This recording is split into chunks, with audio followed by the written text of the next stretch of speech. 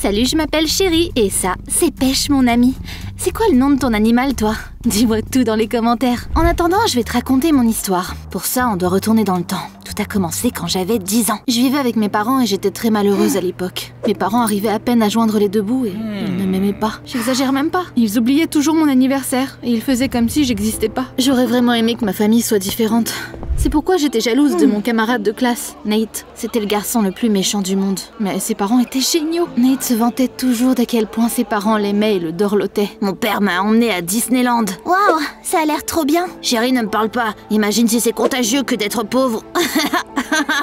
Voilà à quoi ressemblait ma vie à l'époque. Un jour, j'ai entendu mes parents parler et j'ai découvert qu'ils regrettaient de m'avoir eu. C'est là que j'ai décidé que puisque mes parents ne voulaient pas de moi, je préférais vivre dans un orphelinat. Donc j'ai commencé à aller en cours avec des vêtements dégueux. Les profs l'ont remarqué et ils ont contacté les services à l'enfance. Mes parents ont vite été privés de l'autorité parentale et j'ai été envoyée dans un orphelinat, tout comme je le voulais. Mes parents n'étaient pas plus tristes que ça et j'ai réalisé que j'avais enfin fait ce qu'il fallait. J'espérais avoir une grande famille et beaucoup d'amis, mais les choses se sont empirées. L'orphelinat dans lequel je me suis retrouvée était extrêmement pauvre. Il n'y avait pas assez de nourriture ou de jouets, les chambres étaient minuscules et les profs étaient méchants comme les gobelins des contes de fées. Mon esprit voulait juste s'échapper de là.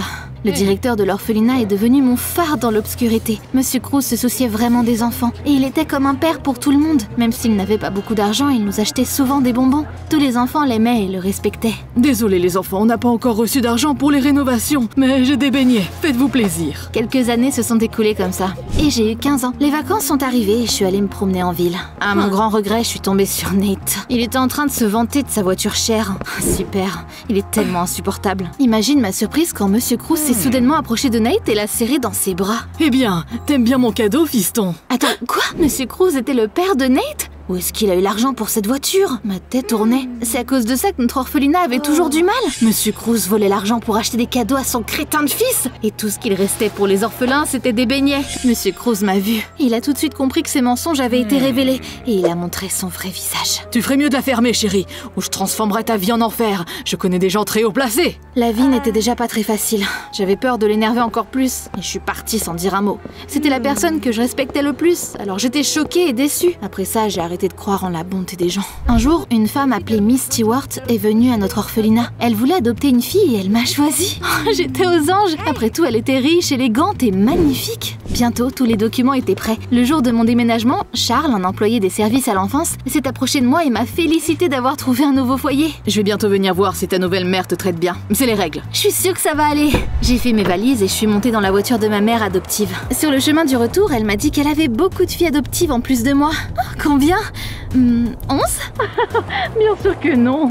Juste 6. Tu seras la 7e, ma chère. Oh, j'étais trop contente. Une grande famille soudée était exactement ce dont j'ai toujours rêvé. Ma nouvelle maison était grande et belle. Mais ce qui m'a surpris, c'est à quel point c'était calme là-bas. Où est tout le monde? Je veux rencontrer mes sœurs. Il s'est avéré que tout le monde dans cette maison vivait selon des horaires et des règles strictes. Je veux que toutes mes filles réussissent à l'avenir. Donc, elles étudient même quand c'est les vacances. La plupart du temps, elles sont dans leur chambre et jouent de la musique ou peignent. Je sais que ce sont des règles étranges, mais tu vas t'y habituer, ma chère. Ouais, c'était plutôt bizarre. Pourtant, c'était tellement mieux que de vivre à l'orphelinat, donc je n'ai pas posé trop de questions. Ce soir-là, je me suis promenée dans la maison et j'ai regardé les belles peintures dans les couloirs. Je pouvais entendre le piano et les voix de mes sœurs sortir des chambres, mais aucune d'entre elles n'est venue me voir. Je me suis approchée de l'une des portes et j'ai écouté ce qui se passait à l'intérieur. Je veux aller en Espagne. J'aime la culture de ce pays. Juste au moment où j'allais frapper à la porte et entrer, ma mère adoptive est sortie de cette pièce. Chérie, tu allais déranger Amanda? Amanda? Oui, c'est sa chambre, je l'ai adoptée peu avant toi. J'ai essayé de voir Amanda, mais maman a vite fermé la porte. Elle dessine, chérie. S'il te plaît, respecte bien les règles de cette maison. Trouve-toi un passe-temps et reste dans ta chambre. Plus tard, pendant que je dînais dans une salle à manger vide, je me sentais vraiment seule. Même si la maison était pleine de monde, j'avais toujours ce sentiment de solitude. Je suis sûre que dès que les vacances seront terminées, je retrouverai mes sœurs à l'école. Avant d'aller au lit, maman s'est arrêtée dans ma chambre et elle m'a donné une smartwatch stylée. Merci. Mais pourquoi? Je veux juste te montrer que tu es importante pour moi. Bienvenue dans la famille. Le lendemain matin, j'ai reçu un appel de service à l'enfance. Charles m'a demandé comment j'allais. Je me sentais bien après ce que maman m'avait dit la veille. Alors je lui ai dit que je me sentais la bienvenue. Mes sœurs étudient beaucoup et on ne s'est pas encore vu, mais ma mère est incroyable et elle m'a même fait un cadeau cher hier. Je suis content d'entendre ça. Eh bien, je reviendrai te voir plus tard. Après notre conversation, je suis allée me promener. J'étais sur le point de traverser la rue quand la voiture de Nate s'est arrêtée à côté de moi. La dernière chose que je voulais, c'était d'avoir à lui parler. Chérie, oh, je suis contente de te voir. On peut parler de ce qui s'est passé. On n'a rien à se dire. Je veux t'oublier, toi et ton père avide. Comme si vous n'étiez qu'un mauvais rêve. Après avoir dit ça, j'ai continué mon chemin. Fière. Les choses allaient enfin mieux. Et je ne voulais pas que Nate me rappelle mon passé. J'étais assise dans le parc, à me prélasser au soleil et à manger de la glace, quand un chaton roux a soudainement sauté sur mes genoux. Oh mais coucou petite peluche, tu veux de la glace? Il était tellement mignon que j'ai décidé de le ramener à la maison. Bien sûr, je devais d'abord demander à maman si je pouvais le garder. Ne t'inquiète pas, Pêche, elle est gentille. Je suis sûre qu'elle te laissera rester. Je suis allée dans la chambre de maman, mais elle était pas là. J'ai vu un calendrier. Maman avait encerclé le 26 du mois suivant avec un marqueur rouge. Je me demande pourquoi cette journée est importante. Peut-être que c'est l'anniversaire d'une de mes sœurs. À ce moment-là, maman est entrée dans la pièce. Et pour une raison quelconque, elle est devenue furieuse quand elle m'a vue. Oh, chérie, ne rentre jamais ici sans ma permission. Avec ces mots, elle a caché une note dans un tiroir. Je me suis excusée et je lui ai montré Pêche. Elle s'est tout de suite adoucie et elle m'a souri. Oh, bien sûr que tu peux le garder, chérie. Oh, je suis désolée d'avoir crié. Assieds-toi et parlons. Je me suis posée sur la chaise en face d'elle. Et maman m'a posé des questions sur mes rêves et mes projets. Plus que tout, j'ai toujours voulu avoir une famille aimante. Oh, c'est mignon. Continue. On a continué à discuter, puis j'ai remarqué qu'elle enregistrait notre conversation. C'était un peu bizarre. J'ai froncé les sourcils, mais maman s'est contentée de rire. Oh, ne t'inquiète pas, je suis juste très sentimentale et j'adorerais écouter ces conversations. Elle avait l'air gentille, peut-être un peu trop même. Je sais pas pourquoi, mais j'ai commencé à me méfier d'elle. Ce soir-là, je me baladais dans la maison. Et j'écoutais les sons venant des chambres de mes sœurs. Il y en a qui parlaient de leur série préférée, d'autres jouaient du piano et d'autres riaient. La maison était remplie de vie et je ne me sentais plus aussi seule. Je voulais parler à mes sœurs, alors j'ai commencé à frapper à leur porte. Mais aucune d'entre elles ne s'est ouverte. J'ai entendu la voix de quelqu'un dans le salon. D'après les bribes de conversation que j'ai entendues, j'ai réalisé que c'était Amanda qui parlait au téléphone avec les services à l'enfance. Elle leur racontait sa nouvelle vie avec sa nouvelle famille. J'aime bien être ici. Maman s'occupe bien de moi et de mes sœurs. Demain ? Oh, d'accord. J'ai sauté dans le salon pour parler à Amanda, mais dès qu'elle a entendu mes pas, elle a couru dans sa chambre et a claqué la porte. Amanda, attends, je veux juste te parler. Attends. C'est quoi son problème? C'était vraiment bizarre tout ça. J'ai laissé ma sœur tranquille et je suis allée dans ma chambre. Le lendemain matin, maman est venue me voir, l'air tourmentée. Chérie, c'est un désastre. Les services à l'enfance sont sur le point de venir pour vérifier comment va Amanda. Le problème, c'est qu'elle est un peu malade et elle ne peut pas les voir. Je ne veux pas que quelqu'un pense que je ne prends pas soin de mes filles à cause de ça. Elle m'a tendu une perruque et elle m'a demandé de faire semblant d'être Amanda. Vous avez le même âge et vous vous ressemblez. Alors, personne ne remarquera rien. Allez, chérie, aide maman. J'étais un peu décontenancée par sa demande, mais j'ai accepté. J'ai donc mis la perruque et j'ai dit aux représentants des services à l'enfance que je ne manquais de rien et que j'étais heureuse avec ma nouvelle famille. Eh bien, je suis contente d'entendre ça. C'est juste que ta voix semblait étrange au téléphone hier, donc j'ai décidé de venir voir comment tu allais. Mais maintenant, la période d'essai est terminée et on ne viendra plus interférer dans ta vie. Bonne chance. Après qu'il soit parti, maman m'a serrée dans ses bras. T'es une bonne fille, chérie.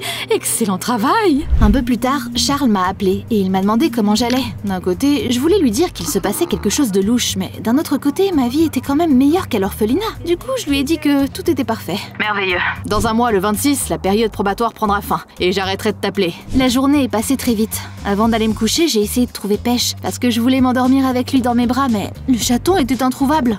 Il a dû remonter dans le grenier. Je me suis couchée et je me suis endormie en 2 secondes. La maison était plongée dans le silence. Je dormais bien quand le son du piano m'a réveillée. Mais qui joue du piano au milieu de la nuit? J'ai couru dans le couloir et j'ai frappé à la porte de ma sœur. La porte est restée fermée, mais je suis quand même rentrée. Je m'en fiche des règles. Il n'y avait personne à l'intérieur.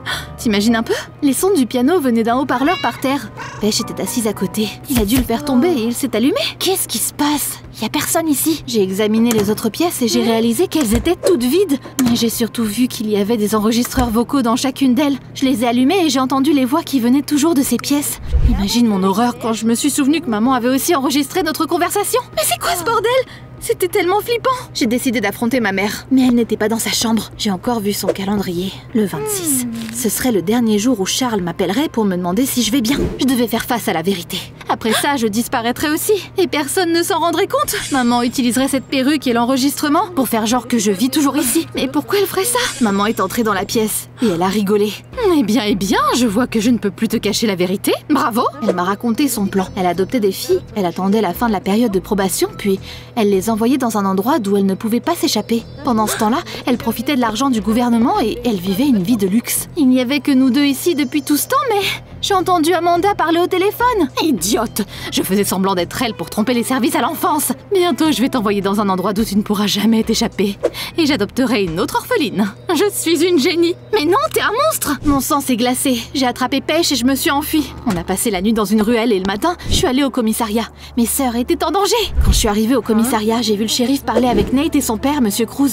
Je me suis tout de suite souvenu que le chef de l'orphelinat avait dit qu'il avait des amis au placé. Peut-être qu'il parlait du shérif. J'ai réalisé que la police ne m'aiderait pas. Je devais agir par moi-même. Je me suis enfuie et j'ai essayé de découvrir où Miss Stewart pouvait cacher ses filles. Et finalement, je me suis souvenu que ma mère adoptive avait caché un morceau de papier dans un tiroir.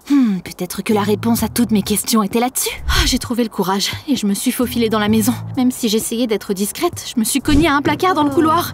La porte s'est ouverte et j'ai vu 7 perruques différentes à l'intérieur. Parmi elles, il y en avait une qui ressemblait à mes cheveux. J'ai commencé à trembler. Maman était déjà prête à me renvoyer.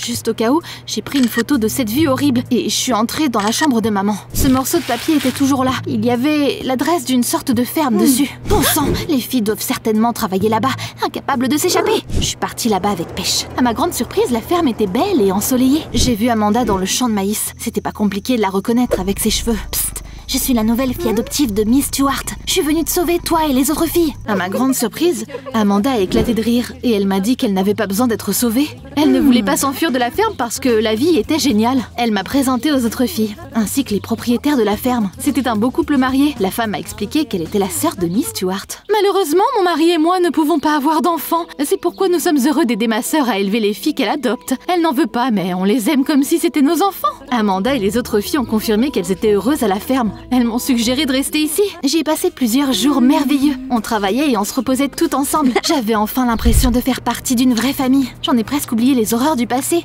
Mais un jour, Amanda me les a rappelées. Elle a vu ma smartwatch et elle m'a dit que Miss Stewart la lui avait donnée avant moi, avant de la reprendre pour la donner à la fille suivante. Mais quelle horreur! J'ai réalisé que je me reposerais pas tant que la justice ne serait pas rétablie. Je ne laisserai pas cette sorcière tromper une autre orpheline. J'ai laissé Pêche à la ferme et je suis retournée en ville. Là, j'ai trouvé Charles. Je lui ai montré la photo des perruques et je lui ai parlé du stratagème frauduleux de ma mère adoptive. Il est devenu rouge de colère et il a promis de la faire arrêter. Je suis pas sûre que le shérif soit de notre côté. J'ai l'impression qu'il est ami avec le chef de mon orphelinat, Monsieur Cruz, qui est aussi un escroc. À ce moment-là, quelqu'un m'a appelé. C'était Nate. Il ne pouvait pas juste me laisser tranquille. Chérie, je ne savais pas que papa volait de l'argent à l'orphelinat. Nate a dit qu'il était incroyablement déçu par son père et qu'il l'avait même dénoncé à la police. Le jour où je les avais vus au commissariat, le shérif avait pris leur déclaration. J'avais tout mal compris parce que j'avais été beaucoup déçue ces derniers temps et que je n'attendais plus rien de bon de la part des gens. Papa va être puni et il y aura un nouveau directeur à l'orphelinat. Il s'occupera bien des enfants. J'étais vraiment contente d'entendre ça. Bientôt, Miss Stewart a été arrêtée et les services à l'enfance nous ont permis à moi et aux autres filles de rester à la ferme. J'ai trouvé la famille dont je rêvais depuis si longtemps, dans un endroit inattendu. Maintenant, je crois de nouveau qu'il y a de bonnes personnes dans ce monde. Tu te considères comme une bonne personne? Dis-moi ce que t'en penses dans les commentaires et n'oublie pas de liker la vidéo.